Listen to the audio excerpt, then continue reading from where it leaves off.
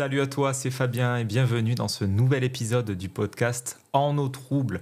Aujourd'hui, on parle de paradoxe, de liberté et de libre arbitre. Je discutais avec un ami d'énéagramme pour changer et de connaissance de soi.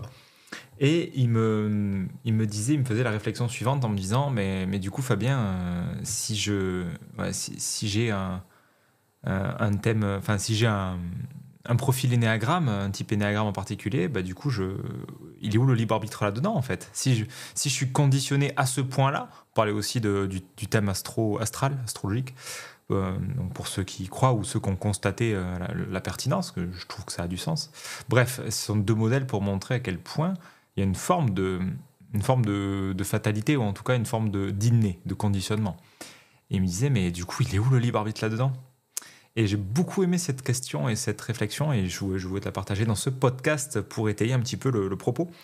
Parce que pour moi, du coup, qui dit libre arbitre, liberté, ça renvoie aux questions existentielles de l'être humain, c'est mais je veux être libre de ma vie, je veux décider ce qui est bon pour moi. C'est typique de beaucoup d'entrepreneurs, hein. C'est depuis 10 ans que je fricote avec le milieu de l'entrepreneuriat.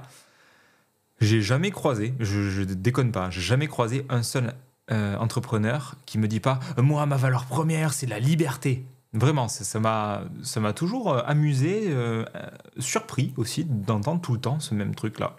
Moi, je veux être libre, moi, ma valeur phare, c'est la liberté. Ok. C'est d'ailleurs au demeurant très caractéristique du mode de fonctionnement Orange, hein. Orange en spirale dynamique. Je te renvoie à la vidéo concernée. Sur le site, pareil, tu trouveras spirale dynamique, niveau Orange, un niveau qui valorise la liberté individuelle, qui valorise la réussite individuelle également. Donc on est dans un être humain, on est dans un psychisme où on veut être libre. On veut décider, on veut être les... C'est le fameux, tu vois, je suis comment on dit ça, le capitaine de mon destin, le maître de mon âme, un truc comme ça. C'est plutôt le contraire, je suis le maître de mon destin, le capitaine de mon âme. Et ce qui est intéressant, c'est de voir à quel point c'est pas le cas.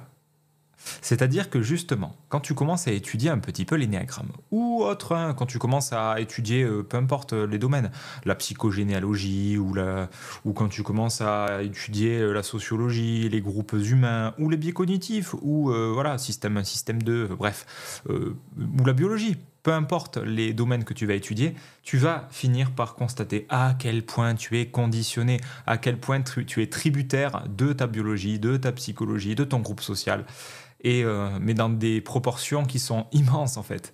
Et moi, ça m'amuse toujours parce que d'entendre justement, mais moi je suis libre, voilà, c'est mon libre arbitre, je fais ce que je veux et tout. Parce que c'est là le paradoxe auquel je veux en venir, c'est que plus tu veux être libre, en fait, plus tu veux avoir du libre arbitre, plus tu vas faire l'expérience du contraire.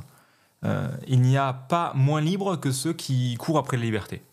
Vraiment, le meilleur exemple que je peux te donner, on reste dans le thème de l'énéagramme, c'est le type 7 énéagramme, qui cherche à éliminer toutes les contraintes de sa vie, qui cherche à être le plus libre possible, qui cherche à poursuivre une forme de quête de liberté, d'éliminer toutes les attaches, toutes les dépendances, toutes les contraintes du monde, et qui veut à tout prix être libre. Bon, en fait, il est prisonnier de son besoin de liberté. Il est libre de que dalle, et puisqu'il n'a pas le choix, vu que c'est sa structure égotique qui est câblée comme ça, il est dans une quête effrénée de liberté, et du coup, il fait l'expérience de ne pas être libre, jamais, en fait. Donc c'est fascinant. C'est fascinant parce que plus je vais être libre, moi je le suis. Plus je veux être heureux, moi je le suis. La personne qui se pose tout le temps la question « il faut que je sois heureux, je veux être heureux, je veux courir après le bonheur, il faut que je fasse de la psychologie positive, il faut que je me reprogramme de ceci, de cela ». Mais il n'est pas heureux, c'est quelqu'un qui n'est pas heureux. Et tout ce mouvement planétaire de psychologie positive, développement personnel et compagnie, ça se fait justement sur un terreau de malheur. C'est « je veux être heureux ». Ouais, mais tu fais l'expérience de ne pas l'être, en fait.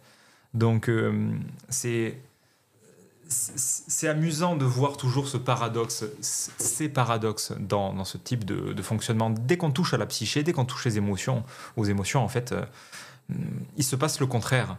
Vraiment, et pareil pour le libre arbitre, en fait. Plus je veux décider de ma vie, je crois que je suis C'est moi qui décide de mes choix. C'est moi qui décide de ma destinée. J'ai un pourquoi, j'ai une vision, j'ai un projet, je vais tout faire pour y aller. Je crois vraiment que je suis libre. Mais que dalle. Mais que dalle.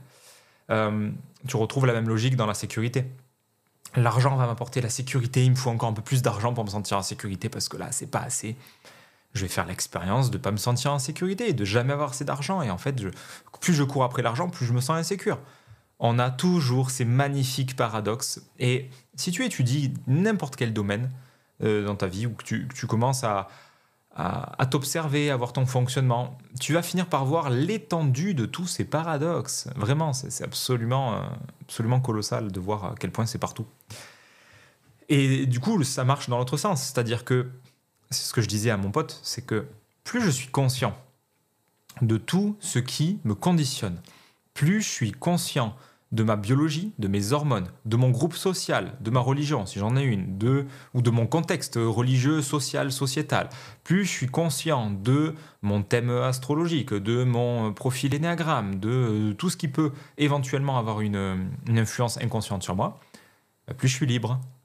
Plus je suis conscient et lucide sur ce qui me conditionne, et donc plus ça me donne une marge de manœuvre. Et au contraire, plus je veux être libre et plus je veux à tout prix vivre ma vie, machin, plus en fait je suis aveugle à ce qui me maintient, moins je vois tous les liens inconscients qui me limitent, moins je suis libre. Donc cette vision des paradoxes, ici appliquée au thème de la liberté, de libre arbitre, ça invite à re-questionner, ça invite à voir un petit peu sur quoi je me crispe et je me cristallise, la recherche de liberté, de sécurité, d'être à tout prix et d'avoir le libre arbitre. Et ça va me faire constater que je vis l'exact opposé de ce que je veux vivre. C'est Éric Barré, la dernière fois que je l'ai entendu en séminaire, que ça m'a beaucoup amusé. Il parlait de l'humilité. De l'humilité. Et il n'y a pas plus... comment on peut dire ça, il y a la personne la moins modeste, c'est celle qui vante sa modestie.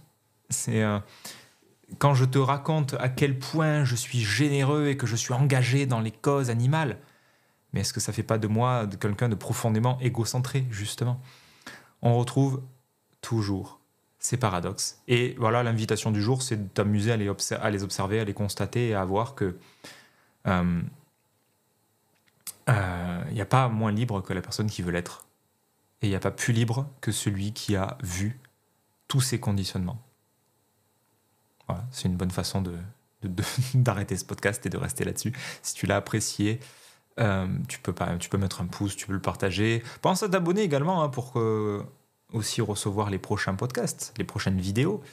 Et si tu as envie de partager un truc en commentaire, fais-toi plaisir, je te lirai avec joie. Et on se dit à bientôt dans le prochain podcast.